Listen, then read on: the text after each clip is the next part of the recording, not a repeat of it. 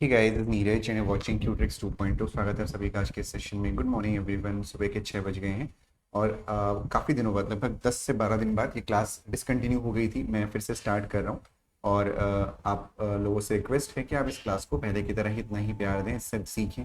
सुबह 6 बजे 10 मिनट की इस क्लास से आपका एक बहुत अच्छा रिवीजन हो सकता है। फिलहाल हम लोग प्रोफेसर अजय रावत सर की जो उत्तराखंड का इतिहास पुस्तक है, उस पुस्तक का पहला चैप्टर हम लोग कर रहे हैं। पहले चैप्टर्स के 3 पेजेस के, जो पेज संख्या 9, 10 और 11 है, उसके एमसीक्यूज हमने ढूंढ के निकाले हैं और वही जो है आपको आज मैं कराने जा रहा हूँ। तो चलिए शुरू करते हैं आज की क्लास, आज के पहले क्वेश्चन के साथ। इस क्लास में तरीका जो रहता है वो ये रहता है कि क्वेश्चन का आंसर और जो आपका सोल्यूशन है, जो एक्सप्लेनेशन है, वो नीचे दिया हुआ होता है और उसी पे बेस जो है, क्योंकि आपको सिर्फ एक रिकॉल कराने के लिए, एक रिवीजन कराने के लिए क्लास का उद्देश्य है, इसीलिए 10 मिनट में 20 से 25 क्वेश्चन कराने का मेरा प्रयास रहता है। तो पहला क्वेश्चन है हमारा, मानस खंड में उत्तराखंड के किस भाग का वर्णन है? राइट आंसर है बी ऑप्शन। केवल सही आंसर की हम बात करेंगे, कुमाऊं या कूर्मांचल। ठीक है, कुमाऊं या कूर्मांचल। प्रश्न संख्या 9 पर स्पष्ट रूप से उल्लेख किया गया है कि मानस खंड में उत्तराखंड के पूर्वी भाग यानी कुमाऊं या कूर्मांचल का वर्णन है। यह ग्रंथ विष्णु के कूर्म अवतार से आरंभ होता है और कुमाऊं की महिमा का वर्णन करता है। ठीक है, अगला प्रश्न है हमारा, महाभारत के वन पर्व के अनुसार ऋषि धौम्य ने सम्राट युधिष्ठिर को किस स्थान को गंगाद्वार के रूप में बताया? According to the Vana Parva of Mahabharata, which place was describe as Gangadwar to empower Yudhishthira by stage Dhaumya, है ना, धौम्य के अनुसार। राइट आंसर है हरिद्वार, ऑप्शन नंबर सी। प्रश्न संख्या 9 के अनुसार ऋषि धौम्य युधिष्ठिर को बताते हैं कि जहां पावन गंगा भूधर गति से गतिमान होती है उसे गंगाद्वार कहते हैं। लेख में आगे स्पष्ट किया गया है कि कनखल यानी वर्तमान समय में गंगाद्वार या हरिद्वार को कहते हैं। यह एक पवित्र स्थान है। यानी कनखल भी याद रखेंगे, गंगाद्वार भी याद रखेंगे, हरिद्वार इनका नाम है, ये भी याद रखेंगे। नेक्स्ट क्वेश्चन है हमारा, प्राचीन काल में पांडवों ने अपनी तीर्थ यात्रा के दौरान सुबाहु विषय में पहुंचकर कहां जाने का निश्चय किया? During their pilgrim in ancient times, where did the Pandavas decided to go after reaching Subahu विषय? सही जवाब होगा हिमवंत गिरी। ठीक है, जब पांडव सुबाहु विषय में पहुंचे तो उन्होंने अपने सेवकों और सामग्री को वहीं छोड़कर पैदल ही हिमवंत गिरी के लिए आगे बढ़ने का निर्णय लिया। अगला प्रश्न है, डॉक्टर कटोच के अनुसार किस जाति को उत्तराखंड में कृषि के व्यापक विस्तार का श्रेय दिया जा सकता है? According to doctor Katoch, which community can be credited with the whispered expansion of agriculture in Uttarakhand? Right answer है C option, that is Kurujan. ठीक है, इस क्षेत्र में कृषि के व्यापक विस्तार का श्रेय कुरुजनों को दिया जाता है। इससे पहले यहाँ सीमित मात्रा में ही कृषि होती थी। अगला प्रश्न है हमारा, द नेक्स्ट क्वेश्चन इज अगला क्वेश्चन है, महाभारत के आदि पर्व के अनुसार अर्जुन का विवाह नागराज कौरव्य की कन्या उलूपी से कहां हुआ था? अकॉर्डिंग टू द आदि Parva of Bharata, where did Arjun marry Ulupi the daughter of Nagaraj Kauravya? Right answer है बी ऑप्शन, गंगाद्वार में, जिसके बारे में हमने पढ़ा हरिद्वार। ठीक है, पढ़ते हैं इसके बारे में। आदि पर्व के अनुसार अर्जुन का ऐरावत कुल के नागराज कौरव्य की कन्या उलूपी से विवाह गंगाद्वार में हुआ था। उस समय गंगाद्वार नागों की राजधानी के रूप में ज्ञात था। ठीक है, अगला प्रश्न है हमारा, कुणिंद राज्य के उस राजा का नाम क्या था जिसका उल्लेख महाभारत के सभा पर्व, आरण्यक पर्व और भीष्म पर्व में मिलता है? सही जवाब है सी ऑप्शन, सुबाहु। इस प्रदेश के कुणिंद विषय का उल्लेख सभा पर्व, आरण्यक पर्व एवं भीष्म पर्व तीनों में मिलता है। इसका राजा कुणिंद सुबाहु कहा गया है। सुबाहुपुर की पहचान गढ़वाल में श्रीनगर से होती है, तो गढ़वाल का जो श्रीनगर है उसको सुबाहुपुर के नाम से पहले जाना जाता था। अगला प्रश्न है, सिकंदर के आक्रमण के समय यानी 327 से 325 ईसा पूर्व मध्य हिमालय के जनपदों पर इसका अधिकार था। At the time of Alexander's invention, who had authority over the janapadas of the middle Himalayas? सही जवाब है डी ऑप्शन, किसी का अधिकार नहीं था। प्रश्न संख्या 11 पर स्पष्ट लिखा है कि सिकंदर के आक्रमण के समय मध्य हिमालय में कोई सार्वभौम सत्ता नहीं थी। भारतीय अथवा यूनानी किसी भी स्रोत से मध्य हिमालय के उक्त जनपदों पर उससे अधिकार का कोई प्रमाण नहीं मिलता। अगला प्रश्न है, सम्राट अशोक का कौन सा शिलालेख यह प्रमाणित करता है कि देहरादून और तराई क्षेत्र उनके साम्राज्य का हिस्सा थे? सही जवाब है सी ऑप्शन, कालसी शिला प्रज्ञापन। कालसी के सम्राट अशोक के शिला प्रज्ञापन की प्राप्ति से यह प्रमाणित होता है कि यह प्रदेश अशोक के साम्राज्य की उत्तरी सीमा में था। डॉक्टर राय चौधरी का भी मानना है कि इससे सिद्ध होता है कि देहरादून और तराई क्षेत्र अशोक के साम्राज्य के अंग थे। अगला प्रश्न है, कुनिंद के सबसे प्रतापी राजा कौन थे जिनके नाम पर रजत और ताम्र की मुद्राएं मिलती हैं? Who was the most powerful king of the कुनिंद in whose name silver and copper coins are found? सही जवाब है डी ऑप्शन, अमोघ भूति। ठीक है, अमोघ भूति प्रकार की मुद्राओं का वर्णन करते हुए लिखा है, महाराजा अमोघ भूति कुनिंदों के सबसे प्रतापी राजा थे, अतः स्पष्ट है कि अमोघ भूति प्रकार की मुद्राएं उस प्रतापी राजा के नाम से थी। रजत तथा ताम्र दोनों प्रकार की मुद्राएं मिली हैं। अगला प्रश्न है, अल्मोड़ा प्रकार की मुद्राएं किस संग्रहालय में रखी गई हैं? तो इसका जो राइट आंसर होगा वो होगा ऑप्शन नंबर बी, ब्रिटिश संग्रहालय लंदन में। ठीक है, अल्मोड़ा प्रकार की मुद्राओं के बारे में बताया गया है कि इनमें से अल्मोड़ा जनपद में मिली 4 मुद्राएं ब्रिटिश संग्रहालय लंदन में रखी गई हैं। अगला प्रश्न है, कुनिंदों द्वारा चत्रेश्वर प्रकार की मुद्राएं किसके नाम पर निर्गत की गई थी?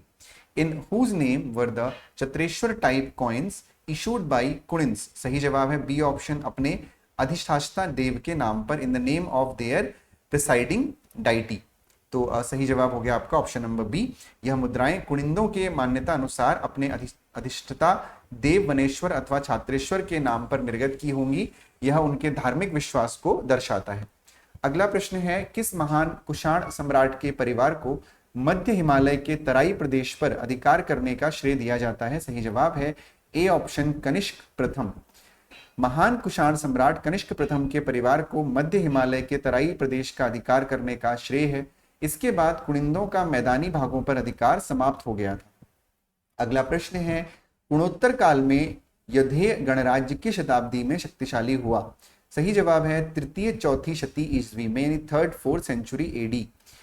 अंतिम भाग में यानी प्रश्न संख्या 12 पर यह लिखा गया है, यौधेयों के बारे में बताया गया है कि यौधेय इनका गणराज्य तृतीय चौथी शती ईस्वी में बहुत शक्तिशाली था। उनकी मुद्राएं कांगड़ा, शिमला और गढ़वाली तक मिलती हैं। अगला प्रश्न है, सुगाहु विनय से लौटते समय पांडवों ने अपने साथ क्या लाया? पांडव अपने साथ क्या लाए? What did Pandavas bring with them while returning from सुगहु विनय? राइट आंसर है बी ऑप्शन, अपने सेवक और सामान, their servants and belongings। ठीक है, पृष्ठ संख्या 10 पर उल्लेख है कि कैलाश, बद्रीनाथ आदि की यात्रा के बाद पांडव सुगाहु विनय में लौट आए, जहां से अपने सेवकों और सामान को लेकर दारुण होते हुए अपने आश्रम की ओर लौट गए। अगला प्रश्न है, युधिष्ठिर के राजसूय यज्ञ में उत्तर कुरु देश के से क्या भेंट में नहीं आया था? What was not brought as a gift from the उत्तर कुरु country from युधिष्ठिर राजसूय यज्ञ? राइट आंसर है सी ऑप्शन, घोड़े नहीं आए थे। ठीक है, युधिष्ठिर के राजसूय यज्ञ में उत्तर कुरु देश में गंगा जल, पुष्प, बल सम्मान, औषधियां, भार में पिपलिका, स्वर्ण तथा मधु भेंट किया गया था, लेकिन घोड़े का उल्लेख कहीं नहीं है। अगला प्रश्न है, डॉक्टर कटोच के अनुसार छठी शती ईसा पूर्व में कौन सा जनपद मध्य हिमालय में स्थित नहीं था? सही जवाब होगा ऑप्शन नंबर सी, मगध। ठीक है, पृष्ठ 11 पर डॉक्टर कटोच के मत का उल्लेख करते हुए कई जनपदों के नाम दिए गए हैं, जैसे कालकूट, कुलुत, कत्री, युगंधर, टंकू और भारद्वाज। ये सभी कुरु और पंचायत के उत्तर में थे। मगध एक सुदूर महाजनपद था जिसका संबंध मध्य हिमालय से नहीं था। अगला प्रश्न है क्वेश्चन नंबर 18, बौद्ध धर्म की पहली लहर मध्य हिमालय के अशोक के शासनकाल में किस वर्ष में पहुंची? राइट आंसर है सी ऑप्शन, 17वें 18वें वर्ष में, 17-18 ईयर्स। ठीक है, इसी काल में अशोक के शासनकाल में 17वें 18वें वर्ष में मध्य हिमालय में बौद्ध धर्म की पहली लहर पहुंची होगी। अगला प्रश्न है, अमोघ भूति प्रकार की मुद्राओं पर कौन सी लिपियां मिलती हैं? Which scripts are found on the Amogh Bhuti types of coin? Brahmi और खरोष्टी आपका बिल्कुल सही जवाब है। ठीक है, तो पृष्ठ 12 के आरंभ में स्पष्ट रूप से लिखा गया है कि अमोघ भूति प्रकार की मुद्राओं पर अपूर्ण मुद्रालेख ब्राह्मी खरोष्टी के में अथवा ब्राह्मी मातृभूमि में मिलता है। अगला प्रश्न है, कत्यूर घाटी से अल्मोड़ा प्रकार की कितनी मुद्राएं मिलती हैं? सही जवाब है 54 मुद्राएं। इंपॉर्टेंट क्वेश्चन है क्योंकि हम थ्योरी से क्वेश्चंस निकाल रहे हैं, तो ऐसे में क्वेश्चंस बहुत इंपॉर्टेंट हो जाते हैं। अल्मोड़ा प्रकार की मुद्राओं को प्राप्ति का वर्णन इसमें बताया गया है कि इसमें इसके बाद कत्यूर घाटी में 54 मुद्राएं मिलती हैं। अगला प्रश्न है, कुषाणों के बाद मैदानी भागों पर किन दो शक्तियों का क्रमशः अधिकार हुआ? After the Kushans which to power successfully took control the plains? Right answer है सी ऑप्शन, कुषाण और योधेय। ठीक है, चलिए परवर्ती कुणिंद शीर्षक के अंतर्गत यह उल्लेख है कि मैदानी भागों पर क्रमशः कुषाण तथा योधेय अधिकार को हो जाने के उपरांत भी पर्वतीय प्रदेश में कुणिंदों का शासन किसी न किसी रूप में बना रहा। इससे स्पष्ट है कि क्रम कुषाण में फिर यधेय था।